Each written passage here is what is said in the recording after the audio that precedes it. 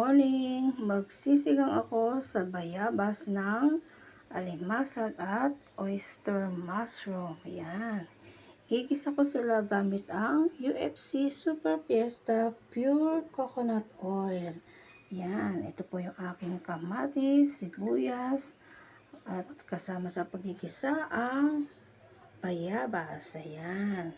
Sasamahan ko siya ng gabi, siling green na pangsikang, and then ito po yung aking gulay, santaling kangkong, at syempre sa pangtimpla ng pampaalat o pampalasa, aking gagamitin ng marka Piña Patis, pinya kamasarap.